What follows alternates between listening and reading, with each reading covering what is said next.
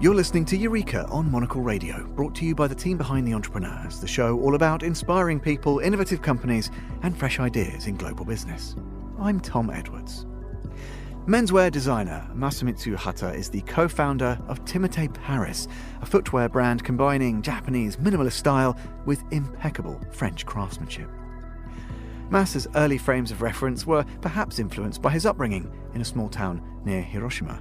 Following a 6-year stint at Berluti, Masa left the brand to further expand his perspectives and to explore different design philosophies. He launched Timothée Paris in 2017 alongside Pierre Rivière, focusing on loafers, Chelsea boots and formal work shoes.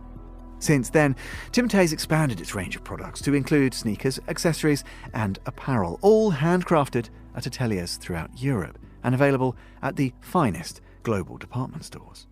This month, they're opening their first store in Paris, located between Bastille and the Seine.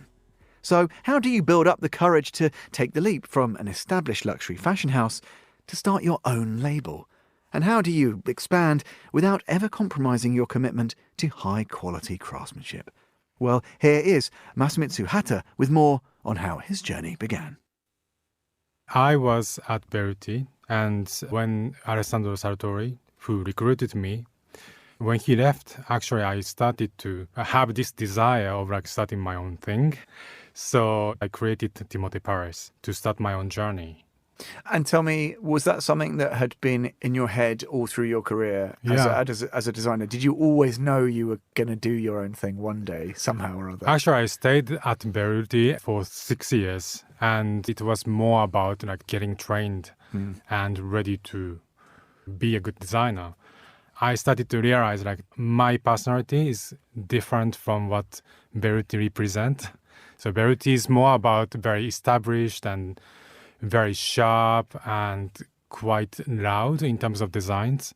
And for me, for myself, as I am Japanese, probably I'm more subtle, I'm more simplistic and minimalist. So I thought my design process is very different. So I wanted to kind of bet on my belief, actually.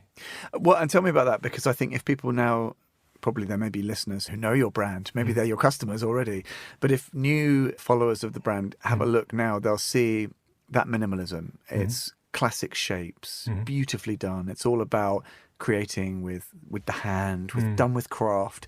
So many of these values that we at Monocle know from our favourite Japanese brands, actually. Yeah. Is that a challenge, though? Because people might say, well, there's lots of trainers out there. Yeah. There's lots of classic trainers, but I think yours have a quality of their own. How did you deal with that? Was it a pressure, a little bit? It's not really a pressure because it's really coming naturally from me.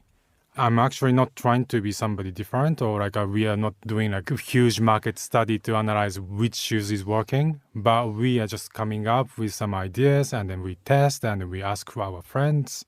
We test with our client which color, which material is working, and organically we are actually developing some collections. Now it started to take off and we know where we are going, but at the beginning we are very different. We started with making some loafers made in France with artisans, and me and my co-founder Pierre, we sat down and just assessing our ideas. And this was a good process because we came to realize what we want to offer to our client is not only products, it's more experience. And what we want as an experience, actually me and him, we put importance on journey. And what excites us is always walking around, finding new street, and just finding nice shops or cafe, and it's just such a nice time when you're on holiday. So well, no, and it's funny and these are kind of Monocle values, and so many of the great businesses we've spoken to, even on this program, because of the pandemic, they had this reaction, this pivot away from just product. Obviously, the product is king, but to this experience and buying into something that's a bit bigger. So important to do that. Tell me a bit, Master, about how you refined these skills that you clearly have. What about your training and your grounding? I'm always interested to know how much of it, I don't know, did you learn through an academic approach to design? So I was born and raised in Japan, in a very traditional family. And there, back then, it was very monoculture. Like everybody follows one thing and everybody believes in one thing. So I was not really fitting in. So I was actually trying to start finding my identity when I was really little. Then I saw by chance on TV like this fashion show report from Paris and stuff. I was very excited as a child. So this was when I started to like get obsessed with fashion. And then soon after, like in Japan, we had this huge wave of luxury brand opening shop. And my small town was not exception. And I saw this little like Hermes shop. You can't believe like we had a Hermes shop.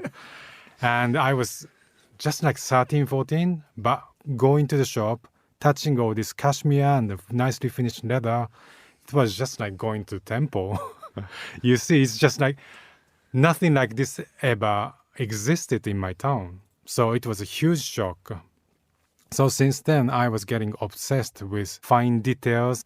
I studied London in Ravensbourne College. It was a very nice experience. And I actually was given highly commended at the Graduate Fashion Week by Christopher Bailey from Burberry and Brenda Bailey from Harper's Bazaar. So after study, I thought I'm going back to Japan, but this event encouraged me to go to Paris.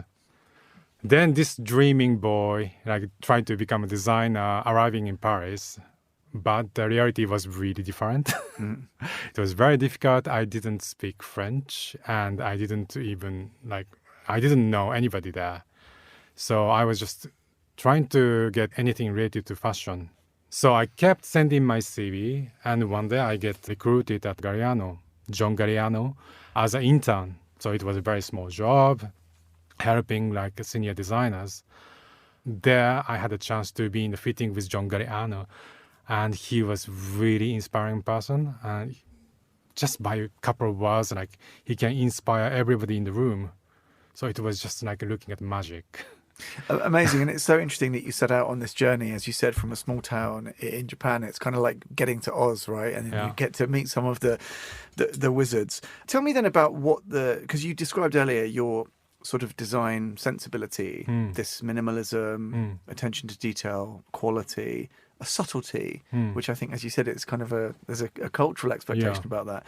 Maybe talk about one specific product, maybe one of the sneakers, one of your big sellers, and tell me a bit more about how the piece embodies those values and what that process is like to communicate your values to the person maybe who picks up the shoe for the first time.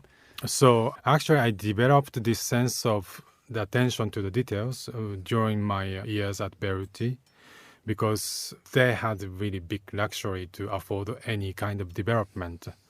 And you can't imagine like how detail-oriented like Alessandro Sartori is. He is really generous, but very focused. So first role for me at Beruti was designing all these small trimmings.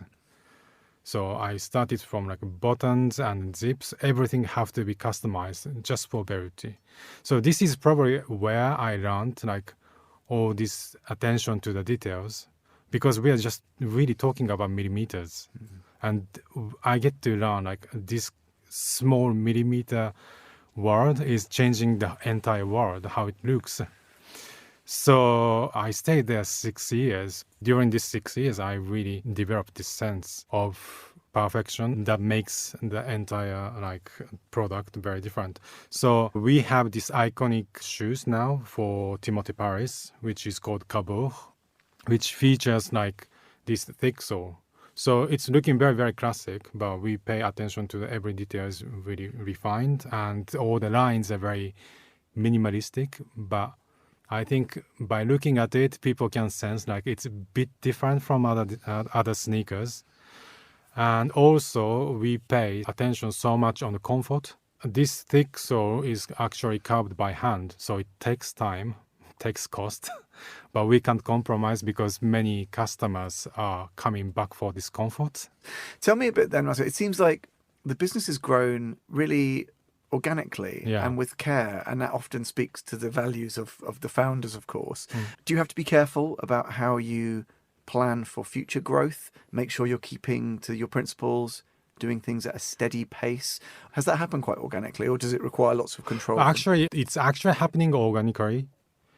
because we don't really put like huge marketing budget to attract many people. I mean, we were lucky that we could present our collection at PT Uomo, where we met like many good retailers.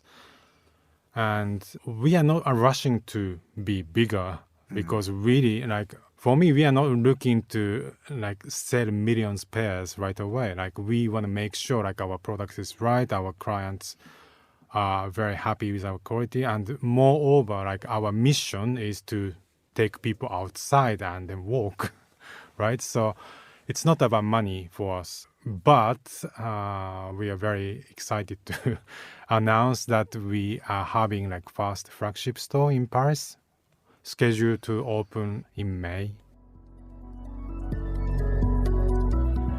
That was Masamitsu Hata, the designer and co-founder of Timothée Paris. You can learn more about the brand by heading to timotheeparis.com or by stopping by the new flagship in the 4th arrondissement. And that is all for this episode of Eureka. We'll be back at the same time next week. The programme was produced by Laura Kramer, with mixing and editing by Jack Dewars. You can listen again and find out more by heading over to monocle.com or catch up with the archive via your preferred podcast platform. If you'd like to reach the team, email Laura on lrk@monocle.com. I'm Tom Edwards, goodbye, and thanks for listening to Eureka.